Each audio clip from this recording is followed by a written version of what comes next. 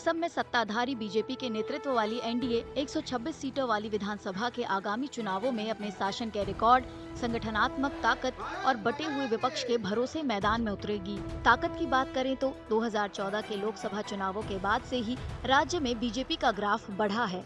2016 में 60 सीटें जीतकर ये पार्टी पहली बार असम की सत्ता में आई थी। 2021 में इसने अपनी सीटों की संख्या बढ़ाकर 64 कर ली।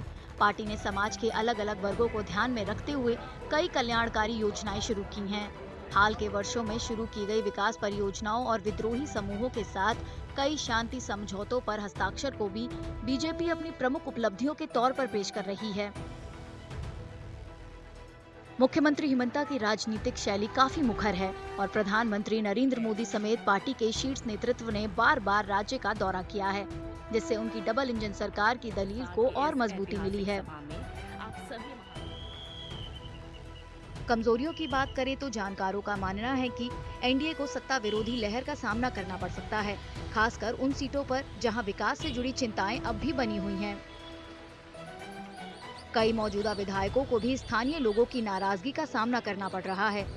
पार्टी को अल्पसंख्यक मतदाताओं के एक तबके का विरोध झेलना पड़ सकता है, खासकर बंगाली बोलने वाले मुसलमानों से, क्योंकि बीजेपी अवैध घुसपैठ को लेकर लगातार बयानबाजी कर रही है। इसके अलावा मुख्यमंत्री हिमंता और उनके परिवार पर विपक्ष की ओर से कई बार भ्रष्टाचार के आरोप भी लगाए गए हैं। हालांकि पार्टी के पास ऐसी कई चीजें हैं जिनका फायदा वो अपने पक्ष में उठा सकती है। इसमें सबसे प्रमुख बात ये है कि उसे एक बिखरे हुए विपक्ष का सामना करना पड़ रहा है। राज्य सरकार की कल्याणकारी योजनाएं मतदाताओं की पसंद को सत्ताधारी दल के पक्ष में मोड़ने में अहम भूमिका निभा सकती हैं। 2 दशकों तक सत्ता में रहने के बाद पार्टी कुछ दावेदारों का टिकट काट सकती है। अगर इसे ठीक से नहीं संभाला गया तो पार्टी को आंतरिक कलह का खामियाजा भुगतना पड़ सकता है। हेमंता बिस्वा शर्मा की आक्रामक राजनीतिक शैली और तीखे हमले खास तौर पर मुसलमानों के खिलाफ कुछ सीटों पर मतदाताओं को बांट सकती हैं। पार्टी कार्यकर्ताओं के बीच जोश की कमी को भी एक ऐसे पहलू के तौर पर देखा जा रहा है जिससे बीजेपी को सावधान रहने की जरूरत हो सकती है।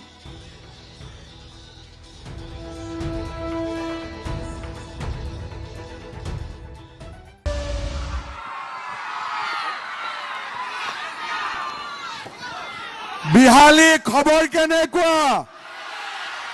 মুনিন দাস জিকিবনে নিজিকে? পাক্কা জিকিব? একদম জিকিবই।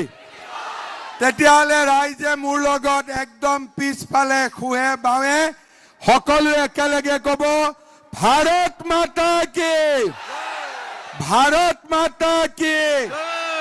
ৰঞ্জিত দত্ত, ৰঞ্জিত দত্ত, দিগন্ত ঘাটোয়াল, মুনিন দাস, मुनिंद्र दास, बंदे।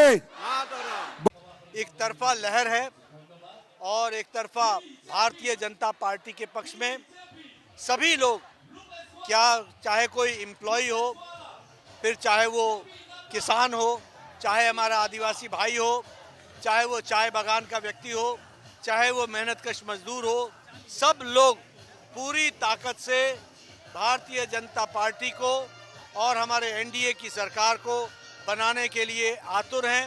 आदरणीय मोदी जी के प्रति बहुत बड़ा प्रेम मुझे देख रहा है और हेमंत बिस्वा शर्मा को फिर से मुख्यमंत्री बनाने के लिए यहाँ के लोग आतुर हैं।